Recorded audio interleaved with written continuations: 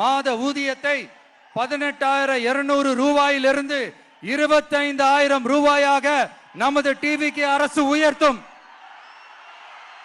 அதிக மன அழுத்தம் உள்ள பணிகளில் ஈடுபடும் காவலர்களுக்கு பணிப்படியாக மாதம் 1000 ரூபாய் கூடுதலாக வழங்கப்படும். காவலர் நலன் மற்றும் பணி நிபந்தனைகள் சட்டத்தை, அதாவது police welfare and working conditions act, நமது டிவிக்கு அரசு இயற்றும். அச்சட்டத்தின்படி காவலர்களின் பணி நேரங்கள் முறைப்படுத்தப்படும். அதிக பணி சுமை கொண்ட காவலர்களுக்கு வாரத்திற்கு ஒரு சுழற்சி முறை விடுமுறையை உறுதி செய்யப்படும். சலவை படியை, அதாவது வாஷிங் அலவன்ஸ் 500 ரூபாயிலிருந்து 1000 ரூபாயாக உயர்த்தப்படும். மேலும் மதுரை, கோயம்புத்தூர், திருச்சி, திருநெல்வேலி, சேலம் மற்றும் வேலூர் ஆகிய இடங்களில் காவலர் நல மருத்துவமனைகள் நமது டிவிக்கு அரசு நிறுவும்.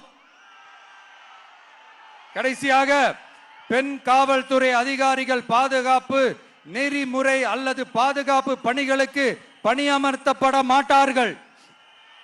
பெண் காவல்துறை பணியாளர்களுக்கென தனி ஓய்வறைகளும் நடமாடும் டாய்லெட் யூனிட்டுகளும் அமைக்கப்படும். நமது அரசு ஊழியர்கள் நலன், அரசு ஊழியர்களின் நலனுக்காக பழைய ஓய்வூதிய திட்டம் மீண்டும் வழங்குவது குறித்து நமது டிவிக்கு அரசு கனிவுடன் பரிசீலித்து மதிப்பீடு செய்யும். அடுத்தது 5 அல்லது அதற்கு மேற்பட்ட ஆண்டுகள் தொடர்ச்சியாக அரசு பணியை நிறைவு செய்துள்ள அனைத்து தற்காலிக ஆசிரியர்கள், செவிலியர்கள் மற்றும் எழுத்தர் பணியாளர்களை நமது டிவிக்கு அரசு பணி நிரந்தரம் செய்யும்.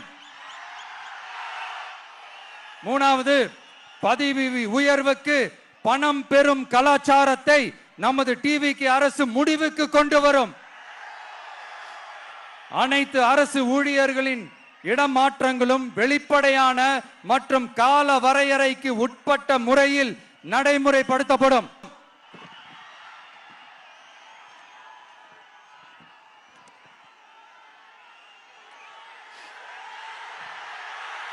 நீங்க எல்லாரும் இந்த விஜய 100% நம்பலாம். நான் உங்களுக்காக மட்டும்தான் வந்திருக்கிறேன். உங்களுக்காக நன்றி கடன் செலுத்துறதுக்காக மட்டும்தான் வந்திருக்கிறேன். போய் வாக்குறுதிகள் கொடுத்து நான் உங்களை ஏமாத்த மாட்டேன்.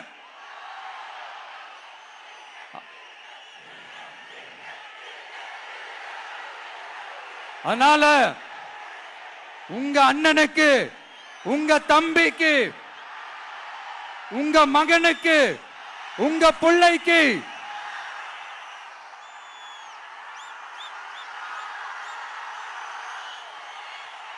ஒரே ஒரு வாய்ப்பு கொடுங்க. தயவு செஞ்சு விசில் சின்னத்துக்கு ஓட்டு போடுங்க. இது ஒரு விசில் புரட்சி தேர்தலா இருக்கணும். கான்பிடென்டா இருங்க. நல்லதே நடக்கும். வெற்றி நிச்சயம், வெற்றி நிச்சயம், வெற்றி நிச்சயம்.